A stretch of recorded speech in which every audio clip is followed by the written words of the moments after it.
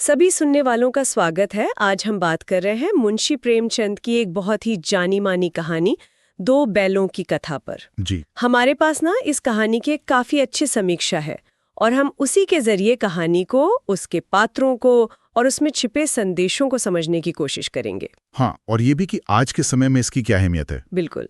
प्रेमचंद जी का लेखन तो ऐसा है, मतलब सीधे दिल में उतरता है और दो बैलों की कथा तो खास है ही, बहुत खास। तो चलिए इस समीक्षा के साथ कहानी की दुनिया में थोड़ा और गहरे उतरते हैं। शुरुआत करते हैं लेखक से। समीक्षा में मुंशी प्रेमचंद को यथार्थवादी लेखक कहा गया है। यथार्थवादी, इसका क्या मतलब हुआ? इसका मतलब है वो लेखक जो असल जिंदगी को दिखाते थे, जैसे गांव, किसान, आम आदमी की सच्चाई, वो भी बिना किसी लाग लपेट के। अच्छा। हाँ, उनकी कहानियां अक्सर समाज के उन हिस्सों की आवाज बनती थी जिन्हें कम सुना जाता था, जैसे किसान, मजदूर, स्त्रियां और यहाँ तक कि पशु भी। और दो बैलों की कथा इसी यथार्थवाद का एक बड़ा अच्छा उदाहरण मानी जाती है ना? बिल्कुल, ये बात बहुत महत्वपूर्ण है। यथार्थवाद का मतलब सिर्फ सच्चाई दिखाना नहीं, बल्कि उसे पूरी मानवीय संवेदना के साथ पेश करना है। और प्रेमचंद जी ने इस कहानी में एक बहुत ही, आप कह सकते हैं, अनूठा रास्ता चुना, जैसा कि समीक्षा भी बताती है। अनूठा रास्ता कैसे? उन्होंने कहानी को पशुओं की नजर से कहा, मतलब दो बैलों, हीरा और मोती के नजरिए से। हाँ, ये तो है। ये अपने आप में उस जमाने के लिए एक बहुत बड़ी, एक नई बात थी। हाँ। इंसानी दुनिया को जानवरों के नजरिए से देखना। वो पाठक को एक बिल्कुल अलग और शायद ज्यादा संवेदनशील धरातल पर ले जाता है। सही बात है। समीक्षा तो इसे प्रेमचंद की कहानी कहने की जो कला है, उसका शिखर मानती है। हाँ, ये बात तो है। अच्छा, तो कहानी की रूपरेखा क्या है फिर? मतलब कहानी है किस बारे में? देखिए, समीक्षा के हिसाब से कहानी के केंद्र में दो बैल हैं, हीरा और मोती। हीरा और मोती, ठीक। वो झुरी नाम के एक किसान के यहाँ रहते हैं, और झुरी उनसे सिर्फ काम नहीं लेता, बल्कि वो उनसे बहुत स्नेह भी करता है, जैसे परिवार का हिस्सा हो। तो एक अच्छा, मतलब प्यार भरा रिश्ता है उनके बीच। हाँ, बिल्कुल, एक खुशहाल माहौल है। लेकिन कहानी में मोड़ तब आता है जब झुरी की पत्नी, हाँ, जो शायद थोड़ी ज्यादा प्रैक्टिकल सोच रखती है, वो इन बैलों को एक तरह से कामचोर समझती है। अच्छा, कामचोर। हाँ, और उन्हें अपने मायके भेज देती है, अपने भाई गया के पास। ओहो, और वहां फिर क्या होता है? वहां गया के यहाँ उनसे बहुत सख्त काम लिया जाता है। खाने को भी बस रूखा सूखा चारा मिलता है, और स्नेह तो भूल ही जाइए, बल्कि तिरस्कार जैसा व्यवहार होता है। तो ये बदलाव हीरा मोती के लिए बहुत मुश्किल रहा होगा। असहनीय, बिल्कुल। और यहीं पर कहानी का एक बहुत अहम मोड़ आता है। समीक्षा इस पर खास ध्यान दिलाती है।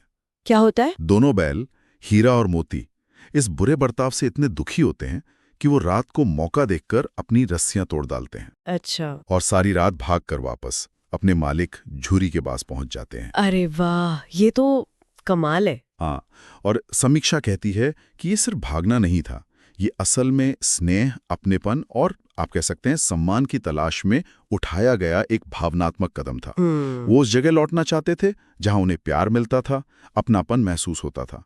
ये दिखाता है कि जानवर भी अपने घर को, अपने मालिक को और अपने साथ होने वाले व्यवहार को कितनी गहराई से महसूस करते हैं। सही कहा। उनका वापस आना एक तरह से उस अन्याय के खिलाफ एक मूक विद्रोह भी था। हाँ, बिल्कुल। पात्रों का विश्लेषण भी समीक्षा में काफी दिलचस्प तरीके से किया गया है। हीरा और मोती को सिर्फ जानवर नहीं, नायक की तरह दिखाया गया है। कहानी के नायक की तरह। समीक्षा बताती है कि वो मेहनती हैं, वफादार हैं, लेकिन साथ ही उनमें गजब का आत्मसम्मान भी है। बिल्कुल, वो अन्याय बर्दाश्त नहीं करते। उनका चरित्र ये साफ दिखाता है कि वो काम से नहीं भागते, बल्कि अपमान, स्नेह की कमी से भागते हैं। और दूसरे पात्र जैसे झूरी का चरित्र तो प्रेम और करुणा का प्रतीक है। वो बैलों को अपनी संपत्ति नहीं, बल्कि साथी समझता है। हाँ, उसका स्नेह ही है जो हीरा मोती की वफादारी की जड़ है। दूसरी तरफ झूरी की पत्नी है और उसका भाई गया। उनके बारे में समीक्षा क्या कहती है? क्या वो बस बुरे लोग हैं? समीक्षा उन्हें पूरी तरह से खलनायक नहीं दिखाती, बल्कि शायद उस दौर की जो व्यवहारिक कठोरता थी या जानवरों के प्रति एक आम उदासीनता थी, उसके प्रतिनिधि के तौर पर पेश करती है। अच्छा, मतलब वो सिर्फ उन्हें काम करने का औजार समझते हैं। हाँ, कुछ ऐसा ही। समीक्षा सीधे तौर पर सामाजिक आर्थिक मजबूरियों का जिक्र तो नहीं करती है, लेकिन पात्रों के चित्रण से थोड़ा अंदाजा लगता है। कैसे? जैसे झूरी की पत्नी का बैलों को कामचोर कहना या गया का उनसे बेरहमी से काम लेना। ये शायद उस समय के किसान की जो जद्दोजहद थी, उसे दिखाता है, जहां हर चीज की कीमत उसकी उपयोगिता से आंकी जाती थी। जानवर पालना एक आर्थिक बोझ भी तो था। हाँ, ये भी एक पहलू है। लेकिन समीक्षा का मुख्य जोर इस बात पर है कि प्रेमचंद इन पात्रों के जरिए इंसानी व्यवहार के दो छोर दिखाते हैं। एक तरफ झूरी की करुणा, दूसरी तरफ गया की निर्ममता। ये विरोधाभास कहानी को गहराई देता है। बिल्कुल। और ये सवाल भी उठाता है कि क्या मुश्किल हालात में भी करुणा बनाए रखना संभव है? ये तो बात हुई किरदारों की। अब आते हैं कहानी के संदेशों पर। समीक्षा इसमें कई परतें देखती है ना? जी हाँ, कई परतें हैं। सबसे पहली और शायद सबसे साफ परत तो यही है, इंसान और पशु के बीच का रिश्ता। बिल्कुल। ये कहानी तो जैसे चीख चीख के कहती है कि जानवर भी भावनाएं रखते हैं। हाँ। उन्हें भी दुख सुख महसूस होता है और वो वफादारी निभाना जानते हैं। हाँ, और ये उस समय के हिसाब से सोचें तो एक क्रांतिकारी विचार था। आज भी हम जानवरों के प्रति कितने संवेदनशील हैं, ये अलग सवाल है, लेकिन प्रेमचंद ने इसे तब उठाया। सही बात है। और दूसरा पहलू? दूसरा महत्वपूर्ण पहलू जिस पर समीक्षा जोर देती है, वो है श्रम का सम्मान, मेहनत का आदर। अच्छा, कैसे चलती है? घर चलता है, लेकिन ये सिर्फ शारीरिक मेहनत नहीं है। तो फिर क्या है? ये सम्मान और स्नेह के बदले दिया जाने वाला एक तरह का योगदान है। हीरा मोती वहीं दिल लगाकर काम करते हैं जहां उन्हें अपनापन मिलता है। हाँ, ये बात ध्यान देने वाली है।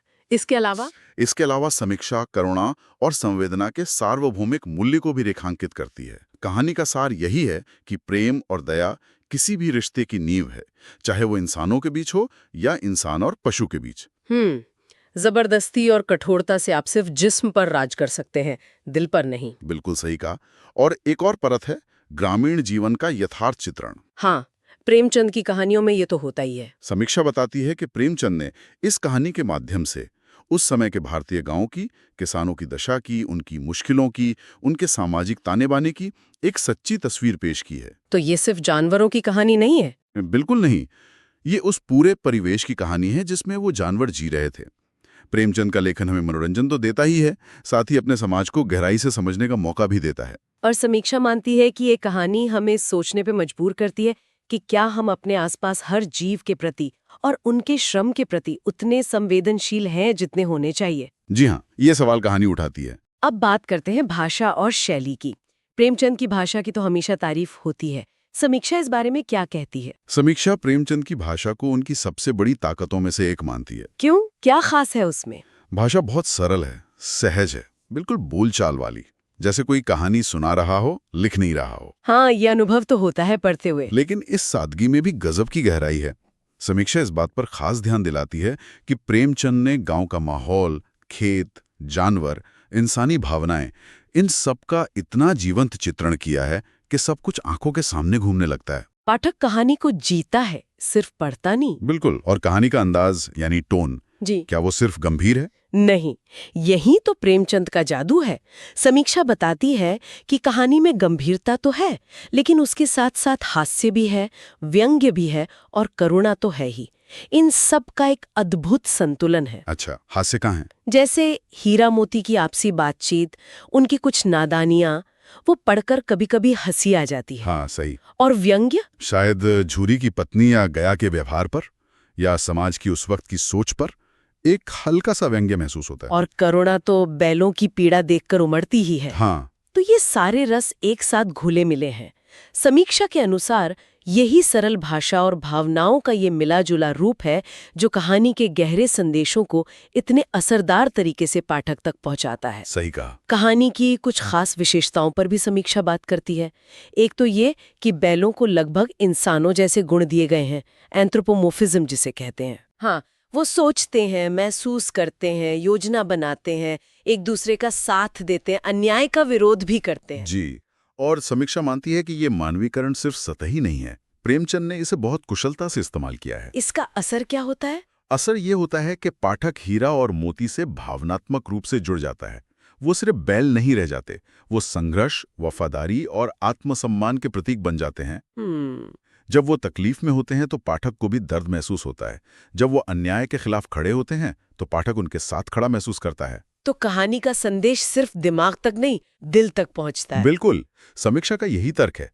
इसी जुड़ाव के कारण संदेश भावनात्मक स्तर पर गहरा असर डालता है और ये तकनीक कहानी को यादगार बना देती है। कहानी का अंत भी बहुत मायने रखता है। वो सारी मुसीबतें झेलने के बाद कसाई के हाथों बिकने से बचकर आखिरकार अपने घर लौट आते हैं, झुरी के पास। हाँ, वो अंत समीक्षा उसे बहुत मार्मिक और संतोषजनक मानती है। संतोषजनक क्यों? क्योंकि वो सिर्फ घर वापसी नहीं है, वो एक तरह से अच्छाई की, स्नेह की, न्याय की जीत है। पाठक को एक राहत मिलती है कि चलो, अंत भला तो सब भला। हाँ, ये तो है। और ये अंत कहानी के मूल संदेश को और पक्का करता है कि सच्चा रिश्ता स्नेह और सम्मान का ही होता है, और अंत में वही टिकता है। वो दृश्य भी बड़ा प्यारा है जब झूरी उन्हें देखते ही दौड़कर गले लगा लेता है और वो उसके पैरों में लौट जाते हैं। हाँ, वो बिना शब्दों के बहुत कुछ कह जाता है। तो इस पूरी चर्चा का और इस समीक्षा के विश्लेषण का निचोड़ क्या निकलता है? मतलब ये कहानी हमें क्या सिखाती है या क्या याद दिलाती है? समीक्षा का निष्कर्ष बहुत साफ है। दो बैलों की कहानी सिर्फ दो बैलों की कहानी नहीं है, ये एक कालजयी रचना है। कालजयी क्यों? क्योंकि ये मानव और पशु के बीच के गहरे भावनात्मक रिश्ते को दिखाती है। ये हमें हमारी अपनी संवेदनशीलता के बारे में सोचने पर मजबूर करती है, और ये मेहनत यानी श्रम के असली मूल्य को उजागर करती है। कि श्रम का सम्मान होना चाहिए। हाँ, और वो सम्मान और स्नेह के माहौल में ही ज्यादा फलदायी होता है। समीक्षा इस बात पर भी जोर देती है कि सच्चा प्यार और अपनापन कभी भी जबरदस्ती या डर से हासिल नहीं किया जा सकता। नहीं, बिल्कुल नहीं। वो तो सिर्फ संवेदना, दया और आपसी सम्मान से ही उपजता है और पनपता है। हीरा मोती का बार बार झूरी के पास लौटना इसी बात का सबूत है। हाँ, कि स्नेह की डोर सबसे मजबूत होती है। इसीलिए समीक्षा इसे अमर कृति कहती है, क्योंकि इसका संदेश समय के साथ पुराना नहीं हुआ है। ये कहानी दशकों पहले लिखी गई थी, लेकिन इसकी प्रासंगिकता आज भी उतनी ही है, शायद उससे भी ज्यादा। यह हमें याद दिलाती है कि हर प्राणी, चाहे वो इंसान हो या पशु, प्रेम, स्नेह और सम्मान का भूखा होता है और उसका अधिकारी भी है। किसी के भी प्रति अन्याय या क्रूरता को सही नहीं ठहराया जा सकता। बिल्कुल। तो आज हमने दो बैलों की कथा पर आधारित इस समीक्षा के जरिए मुंशी प्रेमचंद के लेखन की गहराई को, उनके पात्रों की शक्ति को, कहानी के संदेशों को और उनकी सरल लेकिन प्रभावी शैली को समझने की कोशिश की। जी, और हमने देखा कि कैसे पशुओं की आंखों से मानवीय भावनाओं और ग्रामीण जीवन की सच्चाइयों का इतना मार्मिक चित्रण किया जा सकता है। और जैसा कि समीक्षा बार बार इशारा करती है, ये कहानी आज के दौर में भी बहुत ज्यादा प्रासंगिक है। हाँ, बहुत ज्यादा। ये हमें लगातार याद दिलाती है कि करुणा, सहानुभूति और दूसरों के श्रम के प्रति सम्मान ये सिर्फ किताबी बातें नहीं हैं। नहीं, ये बुनियादी मानवीय मूल्य है जिन्हें हमें अपनी रोजमर्रा की जिंदगी में अपनाने की जरूरत है। ये सिर्फ एक कहानी नहीं, ये हमारे लिए एक नैतिक दिशा सूचक भी है। और ये चर्चा हमें एक सवाल के साथ भी छोड़ जाती है। क्या सवाल? कि आज की इस भागदौड़ भरी दुनिया में, जो अक्सर काफी आत्मकेंद्रित होती जा रही है, हम अपने आसपास मौजूद प्राणियों के प्रति, चाहे वो मूक पशु हों या हमारे साथ काम करने वाले इंसान, और उनके श्रम के प्रति असल में कितनी संवेदनशीलता दिखा पाते हैं, कितना सम्मान, कितनी करुणा। ये वाकई सोचने वाली बात है। इस पर विचार करने के लिए बहुत कुछ है।